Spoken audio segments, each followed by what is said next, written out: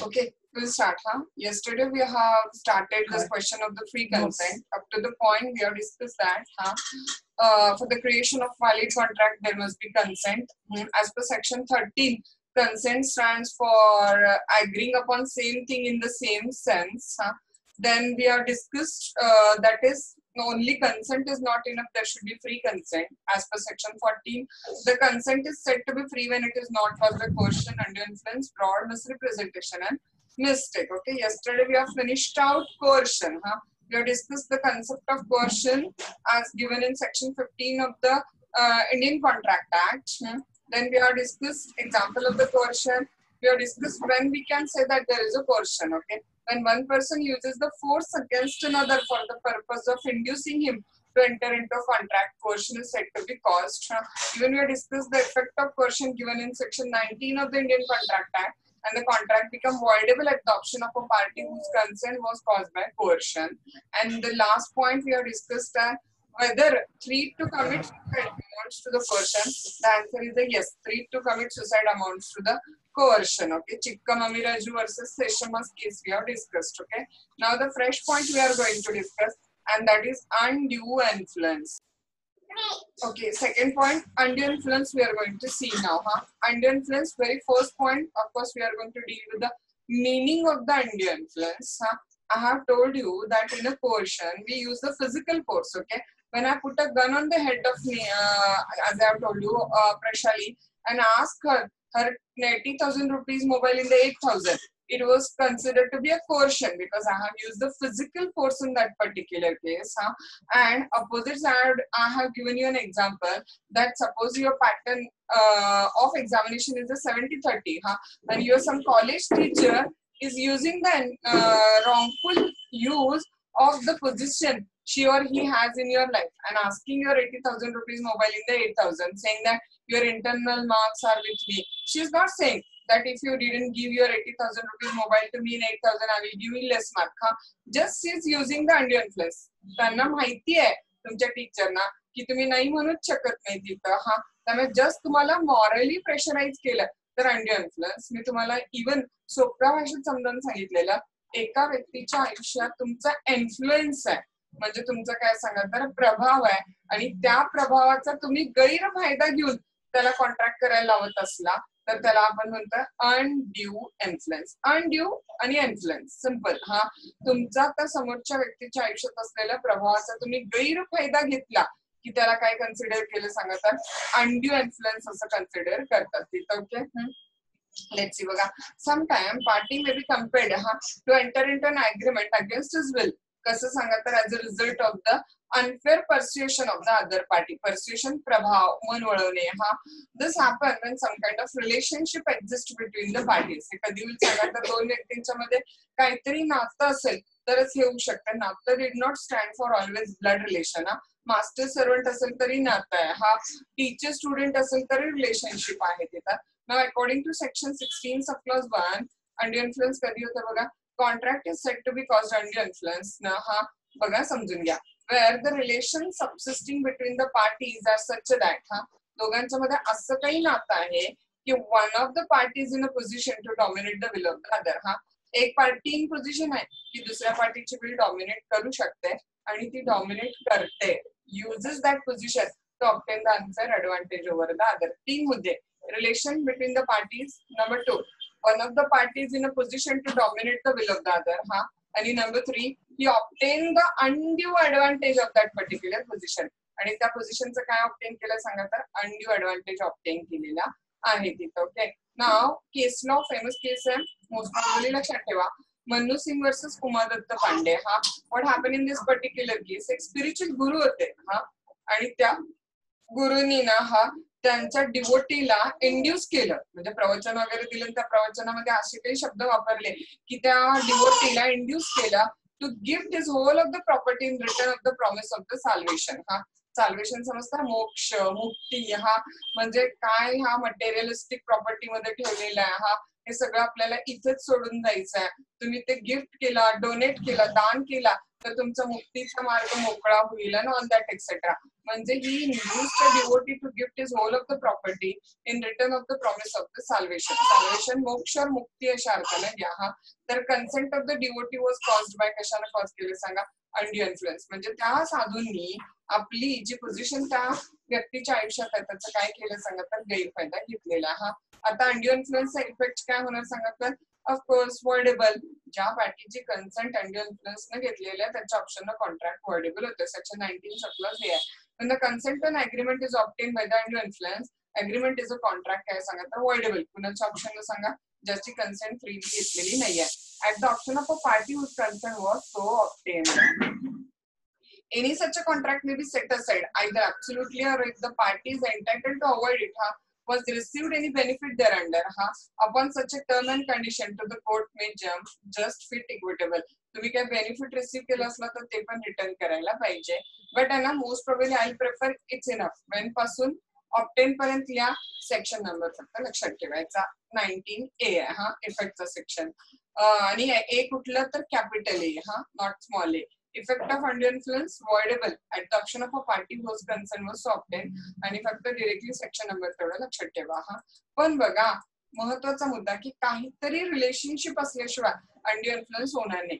रस्त्यावर एक माणूस चाललाय का आणि तुमचं टीचर कॉलेजचे अगदी प्रिन्सिपल आहे आणि ते कॉलेजचे प्रिन्सिपल त्या मुलाला म्हणतात तुझा मी ना शहाजीला कॉलेजचा प्रिन्सिपल आहे आणि तुझा 80,000 रुपयाचा मोबाईल मला 8,000ला दे. त्या मुलाला काय फरक पडेल काय सांगा?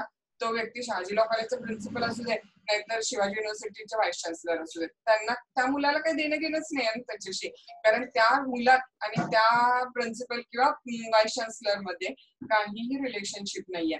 त्यामुळं त्या दोन व्यक्तींच्या काही ना काहीतरी रिलेशनशिप, ते पण असं की एक व्यक्ती दुसऱ्या व्यक्तीच्या लाईफमध्ये इन्फ्लुएन्स ठेवते, प्रभाव आहे त्या व्यक्तीचा त्याच्यामध्ये, तो सांगेल तो करायला तो तयार होईल, असं रिलेशनशिप असेल तरच अंडर इन्फ्लुएन्सची प्रिझम्पशन रेज होते. ओके, सो मग असे कुठले रिलेशन आहेत की ज्याच्यामध्ये अंडर इन्फ्लुएन्सचं प्रिझम्पशन रेज होते बघा? तर parent and child. Generally child ते करेल जे पॅरेंट सांगतात. Ward and guardian. Okay, trustee and beneficiary. धर्मगुरू आणि त्याचे डिसिपल म्हणजे गुरु आणि शिष्य, like religious adviser and disciple. Then doctor patient किंवा सॉलिसिटर आणि क्लायंट, फियान्स अँड फियान्सी. यांच्यामध्ये काय सांगा तर रिलेशनशिप ऑफ अंडर इन्फ्लुएन्स आहे.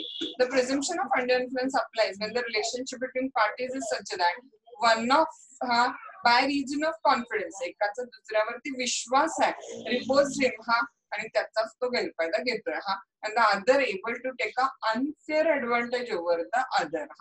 पण खालच्या नात्यांच्या मध्ये ना प्रिझम्पशन ऑफ अंडर इन्फ्लुएन्स नाहीये काय. there is however no presumption of undue influence in the relationship of a landlord tenant. कारण एक प्रोफेशनल नातं आहे ना, हा भाडं देणार आहे, टेनंट रेंट देणार आहे, लँडलॉर्ड रेंट घेणार आहे, घर भाड्यानं देणार आहे. त्यामुळे इथे काय टेनंट जे सांगेल ते लँडलॉर्ड करायचा आणि लँडलॉर्ड जे सांग घर मालकाने भाडे करू, लँडलॉर्ड टेनंट असं काही करण्याचा संबंध येत नाही. क्रेडिटर डेटर त्यांचं पण एक प्रोफेशनल रिलेशनशिप आहे. आता इथे ना थोडस डिस्कशनचा इश्यू असतो की हजबंड वाईफ मध्ये प्रिझम्पशन ऑफ अंडर इन्फ्लुएन्स आहे किंवा नाहीये. पण ह्याच्या बाबतीत थोडस लॉनं म्हणण्यापेक्षा ना बऱ्याच जजमेंट मधनं असा व्ह्यू घेतलेला आहे की जोपर्यंत त्यांचं लग्न झालेलं नसतं की नाही तोपर्यंत फियान्स अँड फियान्से म्हणजे मॅरेज डिसाइडेड आहे पण झालेलं नाहीये तोपर्यंत ते एकमेकांच्यासाठी ब्लाइंडली काही करायला तयार होतात काय. पण शक्यतो हजबंड वाईफ असेल तर मग त्यावेळेला ना they generally the suspicion over each other आणि त्यामुळे हजबंडने लगेच सांगितलं आणि वाईफ ब्लाइंडली करते किंवा वाईफनं सगळं सांगितलं लगेच हजबंड ब्लाइंडली करेल असं शक्यतो होत नाही. ते एकमेकांच्या मध्ये सस्पिशन क्रिएट करतात.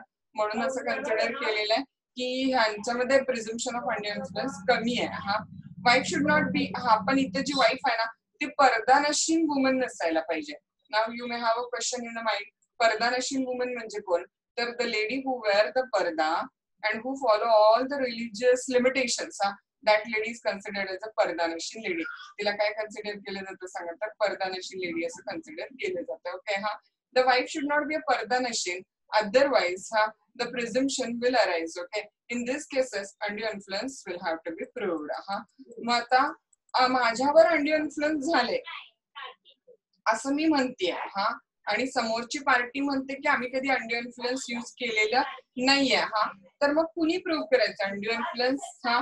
प्लेंटिफनं प्रूव्ह करायचा की अंड्यू इन्फ्लुएन्स केलेला नाही असं डिफेंडंटने प्रूव्ह करायचा. हा मुद्दा अराईज होतोय. त्यामुळे पुढचा पॉईंट काय तो सांगा तर burden of proof in undue influence हा. In an action to avoid a contract on the ground of undue influence plaintiff has to establish. काय करायचं सांगा? प्लेंटिफला एस्टॅब्लिश करायचं. काय एस्टॅब्लिश करायचं? In the case of P. Saraswati versus Lakshmi Kantan, the other party was in a position to dominate the will. त्यांनाच ते approve करायचं की त्या अशा पोझिशन मध्ये होता की तो माझ्यावरती काय करेल तर डॉमिनेशन करेल हा. नुसतं नातं जवळचं होतं एवढं प्रूव्ह करून इनफ नाहीये हा. He was in a position to dominate my will. Near proof of near relationship is not sufficient for the court to assume that one relation was in a position to dominate the other. त्यामुळे नुसतं near relationship enough नाही आहे, तर दोघांच्या position मध्ये एक dominate two will position मध्ये होता हे प्रूव्ह करणं गरजेचं आहे तिथं. ओके, सो बघा the other party was in a position to dominate his will. Near proof of near relationship is not sufficient. इथपर्यंत द्या हा.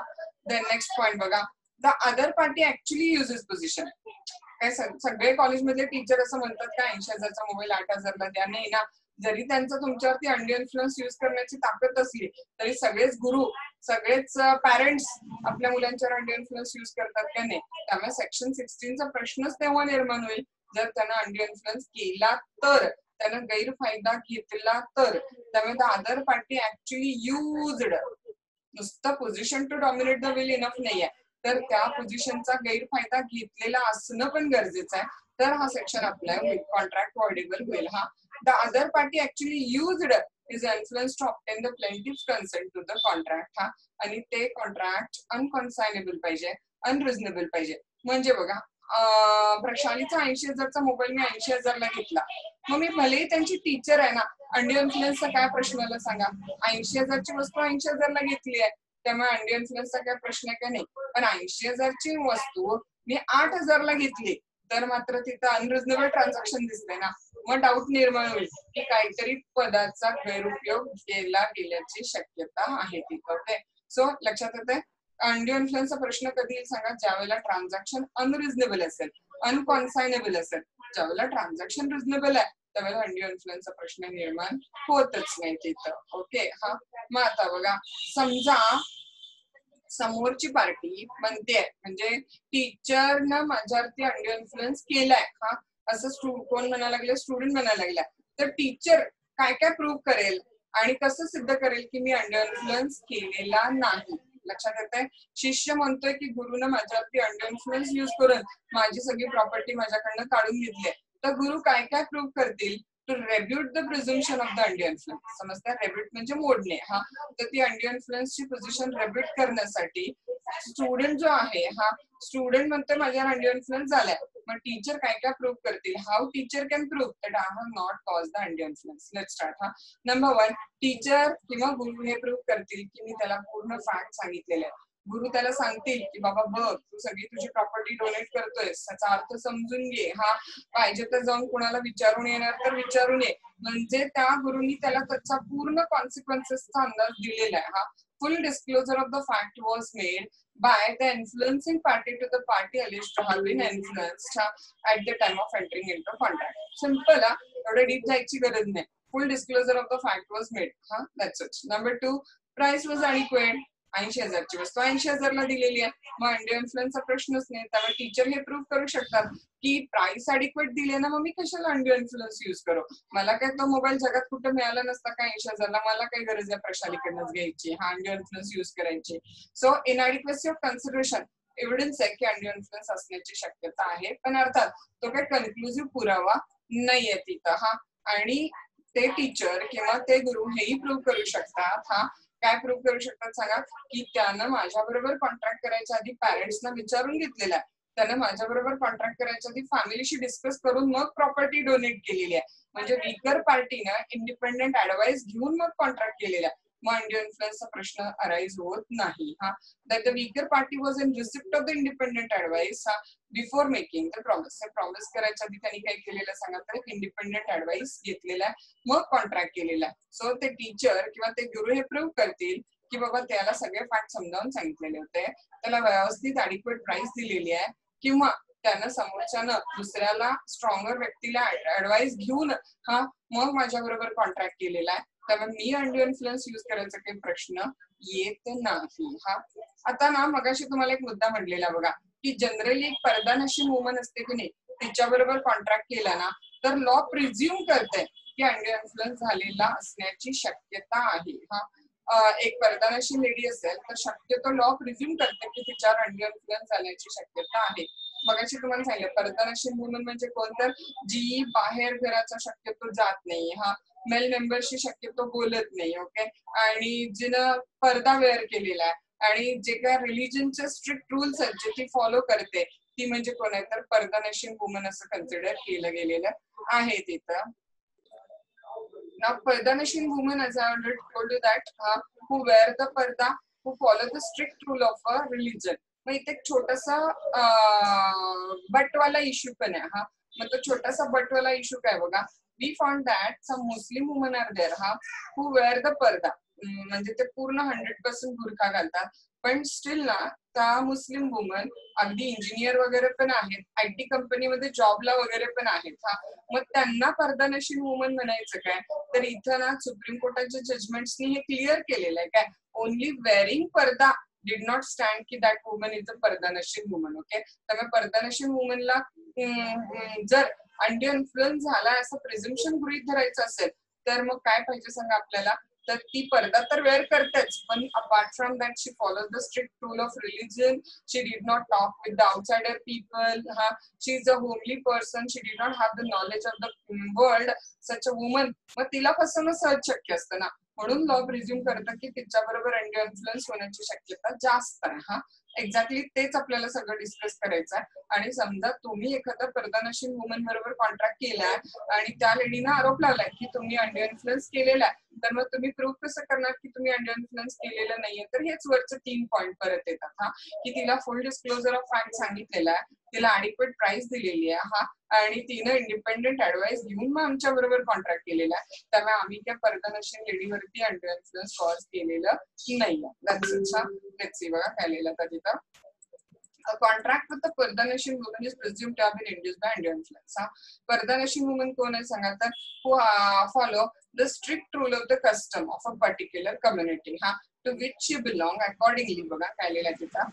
Ismailan versus Hafiz who it was a woman who goes to the court and give the evidence, settle the rights with the tenant. बघा लक्षात आलं, कोर्टात जाते lady, ती कोर्टात जाऊन पुरावा बिरावा म्हणजे साक्षीदार बनते, टेनंट कडून भाडं कलेक्ट करते, collect the rent, communicate with the matter of business with the men who are not the family member is not considered as the pardanashin woman, okay. त्यामुळे परदानशील वुमन स्ट्रिक्ट सेन्स मध्ये only open to under influence.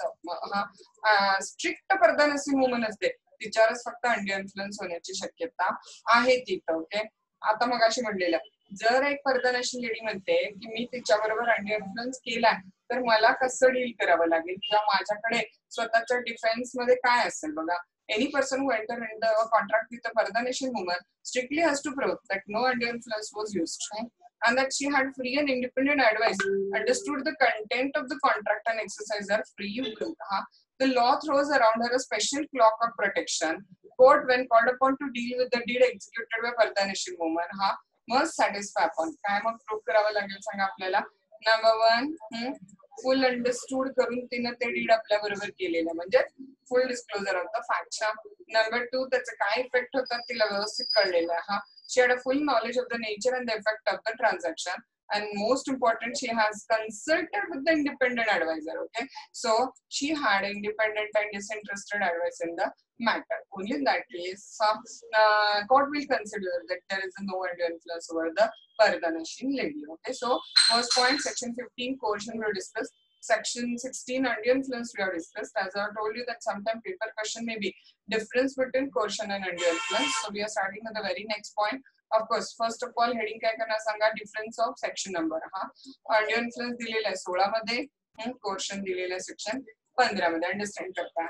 First point काय सांगा, as to the section. Now second point काय करणार, as to the definition. थोडीशी definition टाकून द्यायची तिथं. नंबर नेक्स्ट बघा, फिजिकल फोर्स आणि मॉरल फोर्स. कशात फिजिकल फोर्स आहे, कोर्शन मध्ये अर्थात फिजिकल फोर्स आहे. अंड्यू इन्फ्लुएन्स मध्ये काय वापरलेलं सांगा तर मॉरल किंवा मेंटल प्रेशर वापरलेला आहे. हा nature of the character simple आहे, तोच मुद्दावरचा. कोर्शन हे फिजिकल कॅरेक्टरचा आहे, तर अंड्यू इन्फ्लुएन्स हे मॉरल कॅरेक्टरचा आहे. आता महत्वाचा आणि इंटरेस्टिंग मुद्दा काय, against hmm it may be committed. हा एक रस्त्यावरनं चाललेल्या माणसाच्या डोक्यावर गन ठेवून सुद्धा त्याच्या खिशातला मोबाईल मी त्याला द्यायला लावू शकते. येस, जीवाच्या भीतीनं कोण पण होय म्हणेल, मग तो घरातला माणूस असू दे नाही तर रस्त्यावरचा. म्हणजे कोर्शन हे आपण कुणावरही करू शकतो. कोर्शन करण्यासाठी त्या व्यक्तीचं आपलं काहीतरी नातं पाहिजे असं काही गरजेचं नाही. Okay, so coercion can be exercise against the party to the agreement or third party. हा पण अंड्यू इन्फ्लुएन्स असं नाहीये ना. अंड्यू इन्फ्लुएन्स हे आपण कुणावरती करू शकतो सांगा, फक्त पार्टी टू कॉन्ट्रॅक्ट वरतीच करू शकतो. आय हॅव टोल्ड यू, तुमच्या पॅरेंट वरती माझा अंड्यू इन्फ्लुएन्स चालेल काय सांगा नाही. जेवढा माझा इफेक्ट तुमच्यावरती असेल, आता मी समजा XYZ गुरूंना मानते, माझ्या घरातले नाही मानत, मग ते गुरु फक्त माझ्यावर अंडू इन्फ्लुएन्स करू शकतील ना. माझ्या घरातल्यांना काय फरक पडेल का त्यानंतर, नाही पडणार. त्यामुळे it may be exercise only against the party to contract. हा तोच मुद्दा वेगळ्या शब्दात पुढे येतोय. कोअर्शन मध्ये कुठलं रिलेशनशिप असण्याची गरज नाहीये, पण अंड्यू इन्फ्लुएन्स मध्ये काही ना काही तर रिलेशनशिप ऑफ प्रभाव, इन्फ्लुएन्स असणं गरजेचं आहे. हा coercion no special relationship necessary. Undue influence special relationship must be there, like a master servant, doctor, patient etcetera. हा कोअर्शन मध्ये आपण फिजिकल फोर्स यूज करतो, लक्षात घ्या. त्यामुळे कोअर्शन मध्ये क्रिमिनल ऍक्टिव्हिटी आहे. अंडू इन्फ्लुएन्स मध्ये ऍज कुठली क्रिमिनल ऍक्टिव्हिटी नाहीये. हा so coercion it involve the criminal act which is forbidden by the Indian penal code. तिथे थोडंसं गेलेलं आहे, खरं सोपं आहे, तुम्ही आरामात लिहू शकता. Undue influence involve no criminal act. हा so it is not forbidden by IPC आहे, फक्त तेच नो काय करायचं तर घालायचं तिथं. Okay, so point number 1 finish केलं आपण coercion section 15. Point number 2 finish केलं आपण अंडू इन्फ्लुएन्स. हा म्हणजेच किती भेटला section 16. Now we are going to deal with section 17 हा अँड सेक्शन 18. आता ना सेक्शन 17 आणि 18 साठी थोडंसं मटेरियल मी तुम्हाला माझ्या भाषेत समजावून सांगते काय, मग आपण आत रीड आउट करायला चालू करूया, म्हणजे स्पीडअप आपल्याला ते कव्हर करता येईल तिथं. हा now see for this particular 2 sections we will just to look at one example. एक छोटंसं एक्झाम्पल काय करूया आपण याच्यामध्ये बघूया, फ्रॉड आणि मिसरिप्रेझेंटेशन साठी. हा बघा, फ्रॉड असू दे किंवा मिसरिप्रेझेंटेशन असू दे, सेक्शन नंबर तुम्हाला माहिती आता. हा फ्रॉडचा सेक्शन आहे 17, फ्रॉड, आणि मिसरिप्रेझेंटेशनचं सेक्शन आहे 18. मिसरिप्रेझेंटेशनचं सेक्शन किती आहे सांगा, 18. फ्रॉडचं 17, मिसरिप्रेझेंटेशनचं 18 आहे. हा दोन्ही मध्ये पण हा समोरची व्यक्ती काहीतरी स्टेटमेंट करते, त्या स्टेटमेंट वरती विश्वास ठेवून आपण त्याच्या बरोबर कॉन्ट्रॅक्ट करतो. ओके, दोन्ही मध्ये पण समोरची व्यक्ती काहीतरी स्टेटमेंट करते आणि त्या स्टेटमेंट वरती विश्वास ठेवून आपण काय करतो सांगा तर कॉन्ट्रॅक्ट करतो. ठीक आहे, दोन्ही मध्ये समोरच्या व्यक्तीने काय केलं सांगा, काहीतरी स्टेटमेंट. हा बी क्लिअर विथ द पॉइंट की दोन्ही मध्ये जे स्टेटमेंट आहे ते स्टेटमेंट फॉल्स आहे. दोन्हीत सुद्धा समोरच्या पार्टीनं आपण त्याच्याबरोबर कॉन्ट्रॅक्ट करावं म्हणून काहीतरी स्टेटमेंट केले, डन. आणि दोन्हीतलं ते स्टेटमेंट कसं आहे सांगा तर फॉल्स आहे. तर तुम्ही म्हणाल की असं वेगवेगळं का, कारण फॉल्स स्टेटमेंट कसं आहे ह्याच्यामध्ये मात्र फरक आहे. Will just take out 2 example. हा for that I have one table which I have purchased from Nilesh.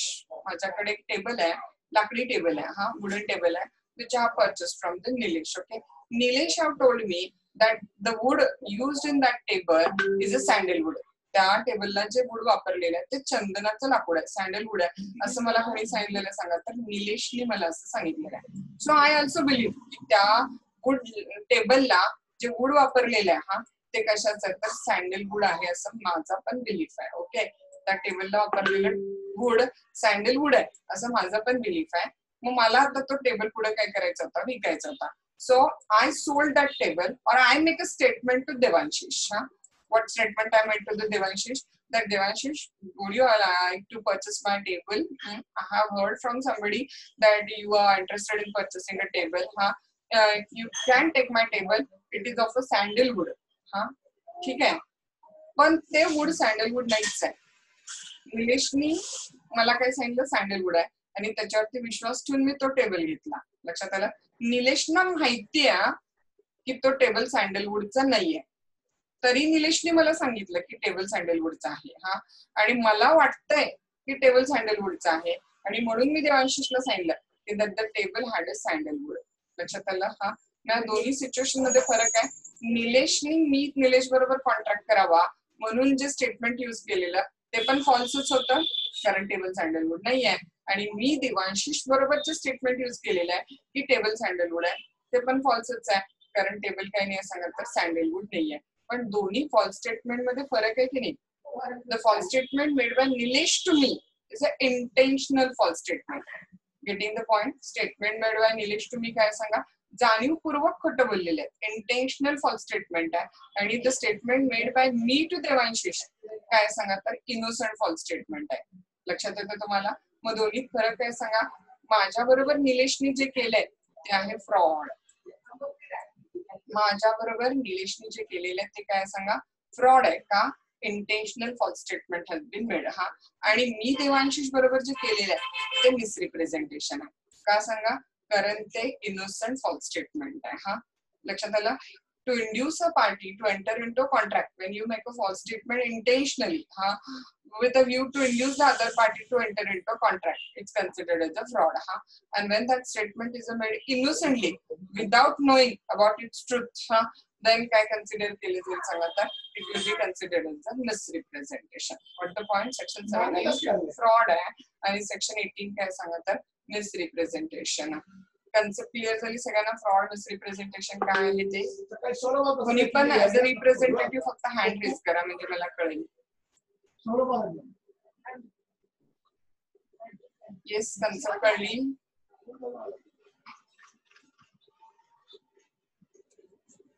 B responsive. Okay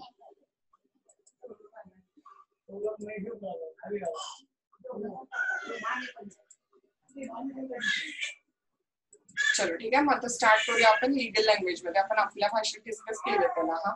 fraud बघा. First of all fraud we are going to deal as usual. पहिला point काय करणार आपण तर फ्रॉडचा आपण meaning बघतोय तिथं हा. बघा according to section 17 fraud means and includes those who have printed notes in the hand.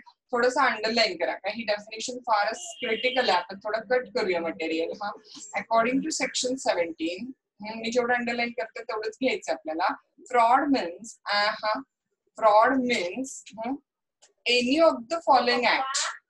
According to section 17 fraud means any of the following acts committed by a party to contract, committed by a party to contract or by his agent, committed by a party to contract or by his agent with the intent to deceive, with the intent to deceive म्हणजे फसवणे हा, or induce a person to enter into contract. त्याला फसवण्याच्या हेतून आणि त्याला contract करायला लावण्याच्या हेतून केलेले फॉलोइंग ऍक्ट्स म्हणजे काय सांगा तर फ्रॉड आहे. काय काय ऍक्ट आहेत ते पण मी सांगते तेवढंच मार्किंग करायचं हा. Suggestion that a fact is a true when it is not true. बस एवढंच. Suggestion that the fact is a true when it is not true. सांगायचं की ते फॅक्ट ट्रू आहे पण प्रत्यक्षात ते फॅक्ट काय नाहीये सांगायचं ट्रू नाहीये हा. हे सँडलवूड टेबल आहे पण ते सँडलवूड टेबल नाहीच आहे हा. नंबर 2 जाणीवपूर्वक त्यातला वस्तूतला दोष लपवून ठेवायचा. द ऍक्टिव्ह कन्सिलमेंट समजूया. कन्सिलमेंट म्हणजे लपवणे हा. The active concealment of a fact having a knowledge or belief of the fact. त्या वस्तूतला दोष माहिती असताना पण तो दोष जाणीवपूर्वक काय करायचं सांगा लपवून ठेवायचा. ऍक्टिव्ह कन्सिलमेंट म्हणजे पण